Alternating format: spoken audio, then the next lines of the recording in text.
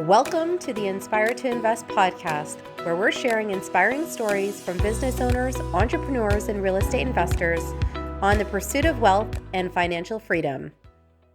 This episode of the Inspire to Invest podcast has been brought to you by the Wealth Club. Hi, everybody. Welcome to Inspire to Invest. I've got Debbie Balfour joining me from Vancouver, BC today. She's a professional real estate investor, as well as a real estate investing success coach with 4 years of professional real estate investing experience in both Alberta as well as British Columbia. She has employed strategies ranging from joint ventures and BRRRRs to rental strategies for long, mid, and short-term rentals, private lending, as well as private equity.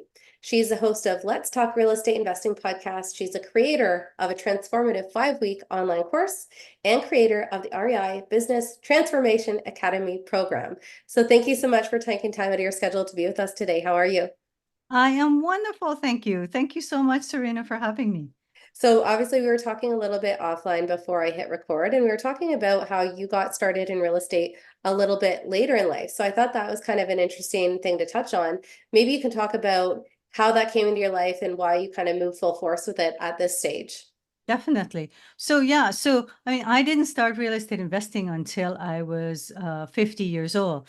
And it was always something that was in the back of my mind, even when I was young. So even like in my early 20s, when my parents were moving from our, family home, they were buying a new home. I was like, oh, I should buy this over from my parents and, have roommates. But back then you didn't have readily, information at your fingertips. There was no Google, there was no YouTube, there was none of this. So, I didn't know how to do it. I wasn't sure. I'm like, I probably can't get a mortgage. So I made excuses basically. And, it was too difficult, didn't think. So, moved on. And then 2008, when the market crashed, and especially in the US, and my mom was living there too, same thing. It was like, ooh, like, there were townhomes in her complex going for like 58,000 US. And I was like, but I probably can't get a mortgage in the US and all this kind of stuff. When I had money on my line of credit, I could have bought like 4 and hadn't made much of a dent in my line of credit. For that. So, so that sort of stuff. But then and I think it was 2019, late 2019, I decided to, I went with my son to I don't know, wealth tour or whatever they call it. We're speaking about real estate investing, and he wanted to go on to take the workshop. I said, I'll go with him to do this. And then I left there going, okay, I'm going all in with this. I'm going to go forward. And I was 50. So what was your first step then? Because obviously in your bio, we kind of talk about a number of different strategies that you've done in a fairly short period of time. So what was your first step beyond that summit? So once I did that, and I got into the group, I got coaching, because I knew I couldn't do it before alone, because I did take some training in 2016, but didn't go all in and thought I could do it on my own. And I never did. I never got started. So I needed help. I needed a community behind me. I needed coaching. I needed needed people to work with. So that's definitely the first step, is getting not just the education, because knowledge is nothing without how to actually implement it. And that's the big part.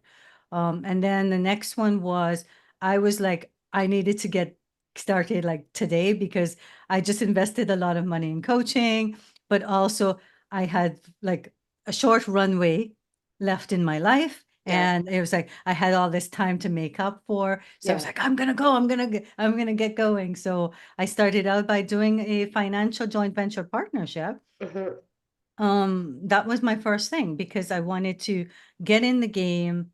So I took some of my money that I had and did that while I was investing, and while I was learning and looking for other opportunities as an active investor. So that was my first. And the second was private lending. What I did was, the money, because I was using my HELOC, what I did was invest in private lending. the amount that would pay back for the private lending money that I was borrowing from the HELOC, and for the money I had used for the down payment for the financial partner Yeah. JV. So that the actual what I did for private lending, the money I was making on that Yeah. paid the interest on my HELOC. Yeah. So Yeah. No, I I was having understand it covered. completely. Yeah. Now, when you look back at some of the different things that you've done in the last 4 to 5 years, what would you say you're most proud of, or you look at as your biggest success?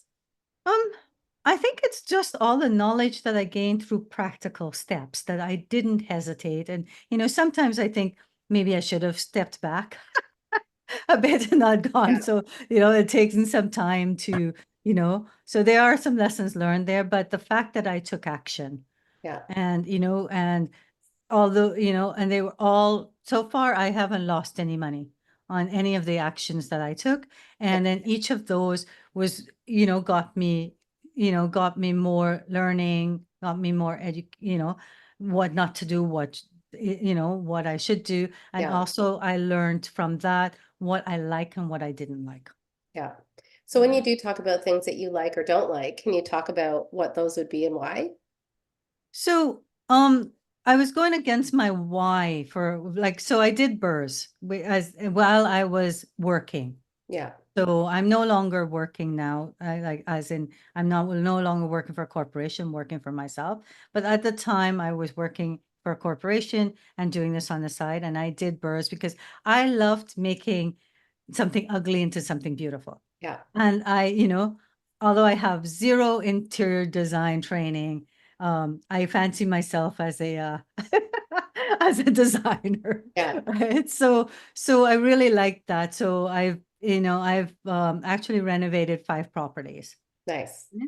That was fun, like seeing the end result, getting the lovely compliments from the tenants, or from guests when I was doing for short-term rentals. Yeah. However, I spent so much time doing that Yeah. on those renovations, doing things myself. There were some places I painted myself, or that I was constantly there to keep an eye on things, which were some of it was like 3-4 hour drive from me.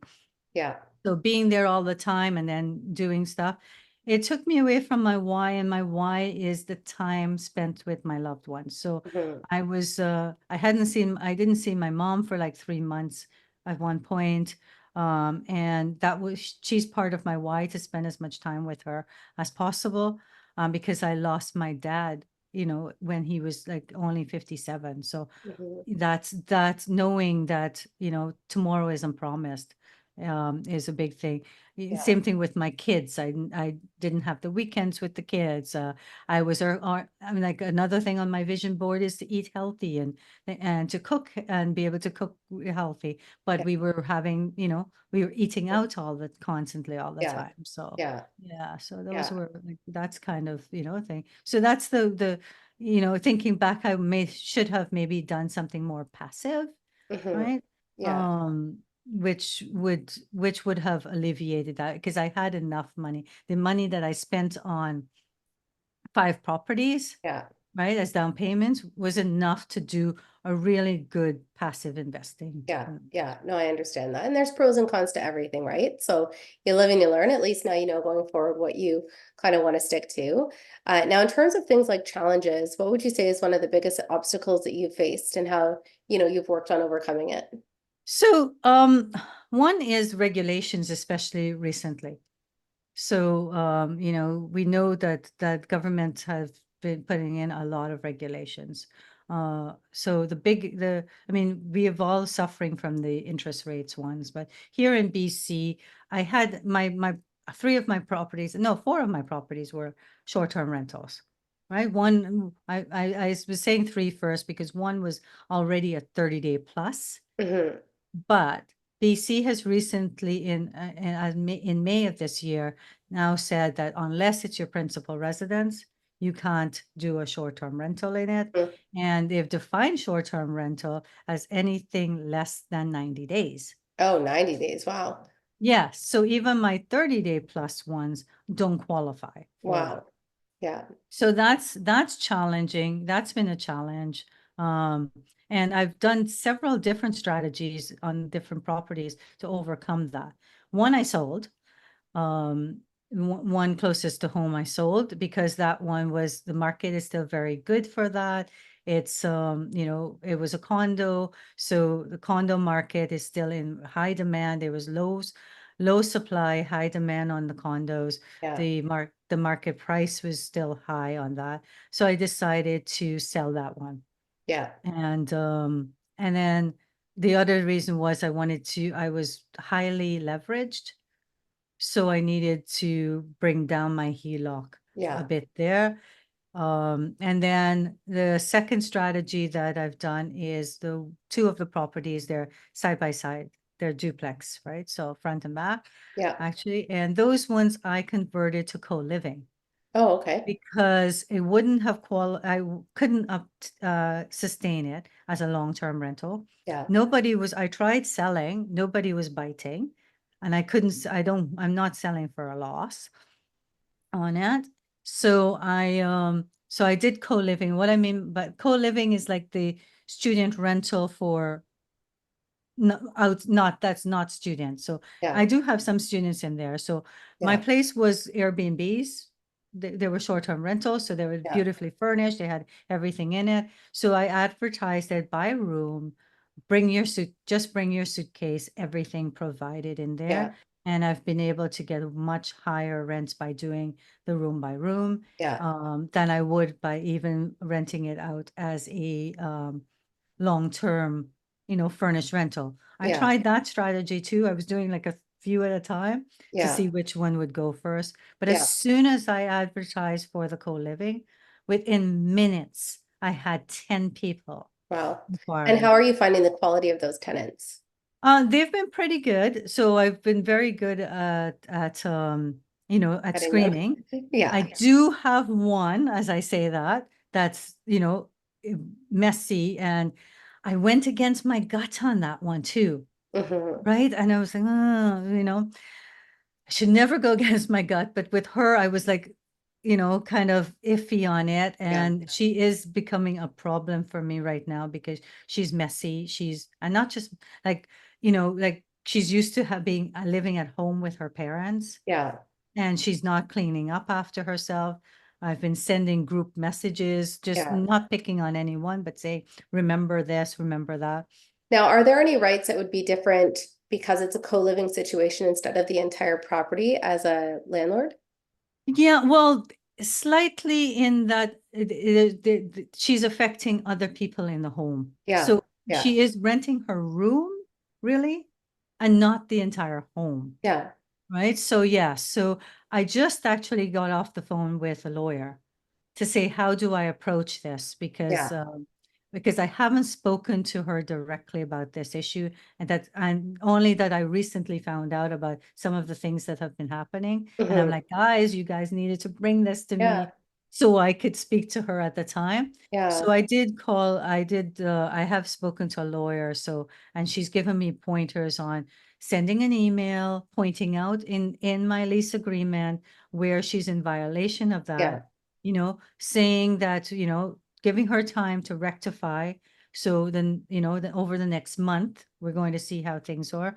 And that if this doesn't, if it's not rectified, then we will not then have to look at taking further action. Yeah.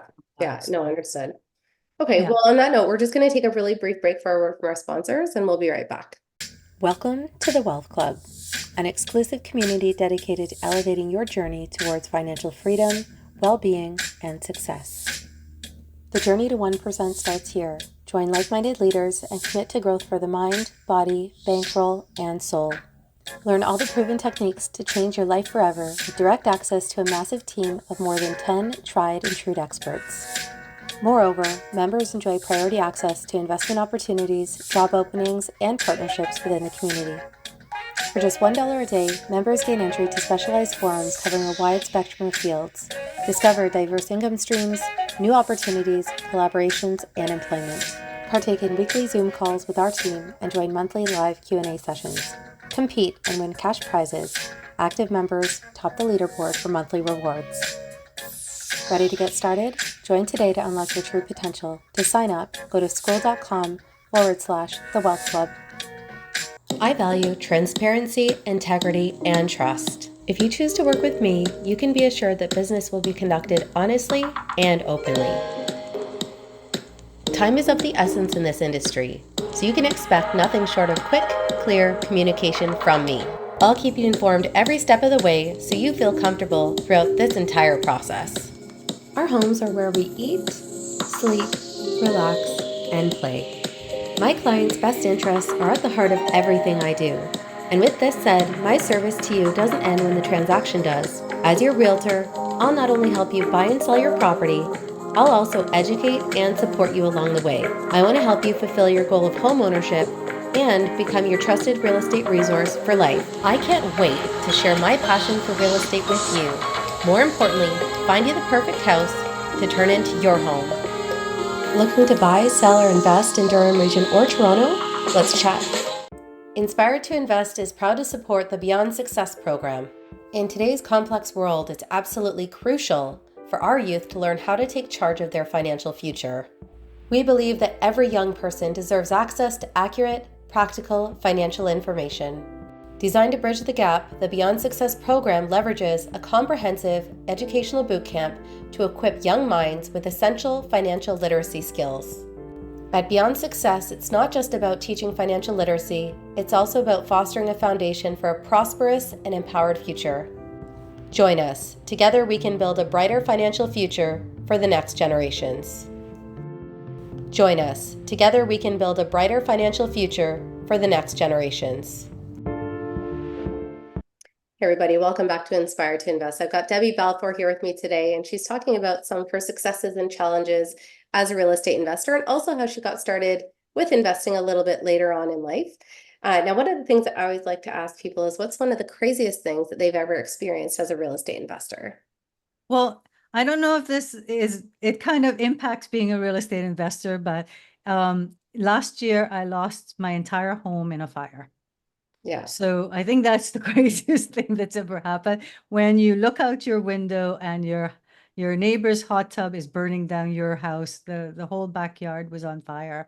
I had like 2 minutes to get out, for me and my sons to get out. I think that's probably one of the craziest things that's happened. And it has impact. It's helped with the philosophy though around real estate investing. So, I lost my home and everything, like all my belongings, everything. I lost it all. And so I could have been in a really bad situation with that, where, I was already, mentally in a bad situation there. Then 2 months later, I lost my job. So, I could have said, look, I lost everything and gone downhill. But because I had my home leveraged on other properties, so my 5 other properties that I spoke about, I also had, as a managing partner, another property that I own too. So that would be 6 properties that I have at the time of the fire. Is that I had to think back when I was saying things like I've lost it all, that I haven't lost it all. I actually have 6 properties. Yeah. Right. But if I didn't do that, I would have lost it all, because now, if I didn't have a HELOC on my home, my house would have been worth 0. Like I was assessed at 200,000. Yeah. Right. Last, for this year's assessment. So imagine trying now to get a HELOC. Yeah, no, it's crazy. Now, I know that we had a discussion a little while back about some of the lessons that came about from your house burning down, and one of them was around insurance. So I thought that there's some really valuable lessons that came out of that I thought you might want to share. Oh, definitely. I'm crusading on this now because it's really important as a home, like even for your print. For me, this is my principal residence, but also for others, it's the same thing applies for their rentals. It's really important that calculation that they're doing on your home, where you're paying your premium on it, that is correct for rebuild. Yeah. So there are 2 types on principal residence. There are 2 types of insurance that you can get. There's single allowance, where it's replacement cost, and there's guaranteed replacement cost, which is whatever it costs to rebuild that home, the insurance company has to pay. But that is only relevant to principal residence, Yeah. Okay. not to rental. So all of our rental properties are on replacement. So Okay. we all want to pay less money, right? We all want to pay less money. So we're always looking for the best deal when it comes to premiums. So we'll go with insurance companies that say, oh, here's your, this premium is low. But when you're looking at those premiums, I really want everybody to look at the actual allowances for each area, Yeah. because that is critical. Yeah. I am actually underinsured because I trusted my insurance broker to do the right calculations. I'm Yeah. 300,000 in shortfall Yeah. to rebuild my home. Yeah. So that Yeah. And I is, know you also talked about just, where that's also left you in terms of getting back into your home compared to your neighbor. Like, I think you said that they're already like back in and you're still. yeah, so that's also the thing. Really speak to people, try to get references, speak to people. We've got a huge community here as real estate investors. So go out there and ask people who have had floods, who have had Yeah. things, right? What was their experience with their insurance company and what insurance company it was. Yeah. Because we can all say, I love my insurance company when we haven't actually put through a claim. Yeah. But for me, the insurance company I have, as soon as I can get out and I wrap up this claim and I can get out, I'm out, because they have done everything possible to delay. There's nothing inspiring them to pay you out, because the longer they have the money in their bank accounts that's invested in private equities, right, and the private market, Yeah. the more money they're making, so the longer they will take to pay you out, and the more excuses and the more they were going to try to say that's not valid, this is not valid. So, Yeah. well, like my neighbor has been in their house since the beginning of July, right? And our homes burned down together, and they're the reason why my home burned down. This was Yeah. not my fault. So a lot of us think this will never happen to me. Right. So I'm not going to put much, I'm going Well, to you never save know. I mean, money. I think you're probably the fourth or fifth person I know whose house has burned down. So I think it's far more common than people seem to think, right? Yeah. And if you're in the Okanagan too, forest fires are the big thing, but this Yeah. was not a forest fire. This was a hot tub fire. Yeah. So, so it's, Great. it can happen to you. So, pay Yeah. the extra money, make sure, read the details of Yeah. your policy. Do you know that there are actually lawyers that you can send your policy to? Yeah. I mean, I feel like the average Mhm. person definitely does not do that. So, Yes. yeah, I think that's definitely really important when it comes to advice.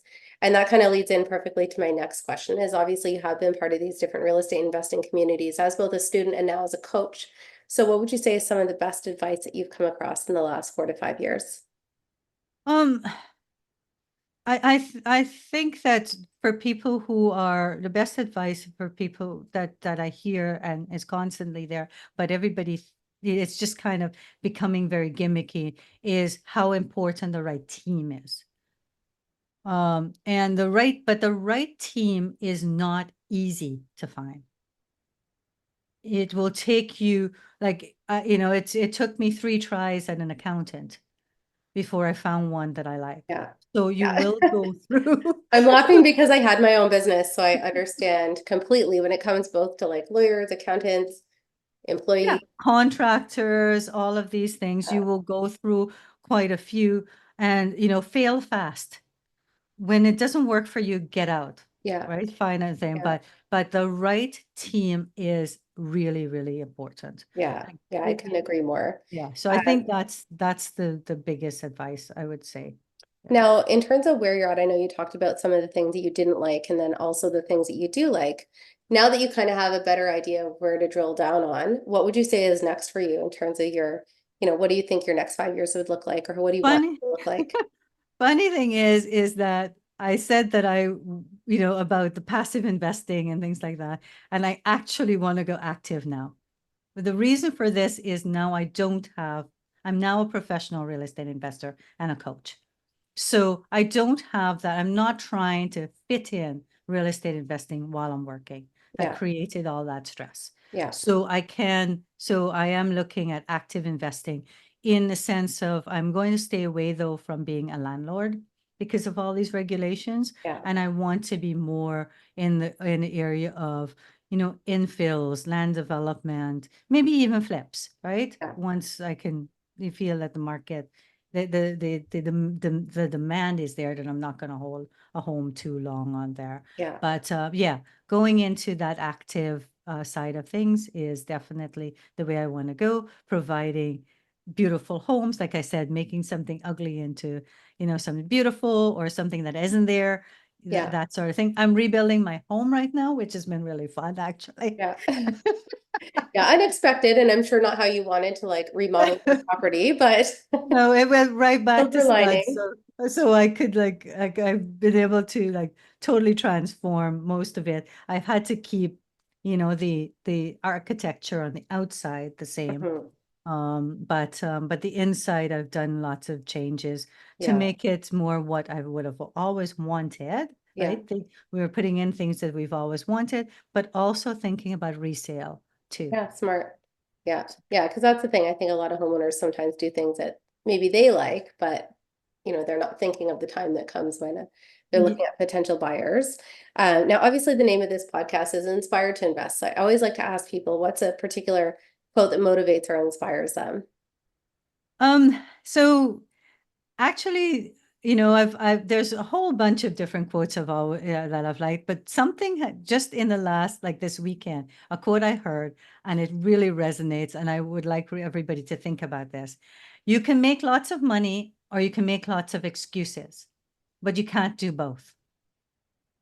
So stop making the excuses, start taking action, and then even like small things at a time. Even if you're scared, like do small steps, and that smaller step leads to another step, leads to another step. So take action, and you will make money, but stop the excuses. Yeah. Yeah. No, I think that that's great. Now, in terms of anyone that wants to get in touch with you, what's the best and easiest way for them to get in contact?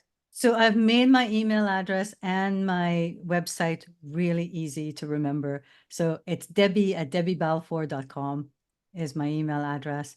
And my website is in www.debbiebalfour.com. So, Okay. you can email me. I'm also on, Facebook, Instagram, and I'll share all those handles with you. But those are the quickest and easiest and easy to remember. Great. So we'll include all that in the show notes for below. And of course, for your time, thank you for being with us today. For anyone who has been watching or listening, we appreciate your time as well. If you have enjoyed this episode, please make sure that you like, comment, subscribe, or leave a review. You can also follow along with us on social at Inspired to Invest Podcast. And of course, remember, when you invest in yourself, the sky's the limit. Thanks again. Thank you to the Wealth Club for bringing you this episode of Inspired to Invest. The views represented on this podcast are for general information only and does not constitute investment or other professional advice or an offering of securities. The host and guests featured on Inspired to Invest make no representations as to the performance of any particular investment. Should you decide to make an investment, you are responsible for conducting your own review and analysis. It is recommended that you obtain independent legal, accounting, and tax advice from licensed professionals.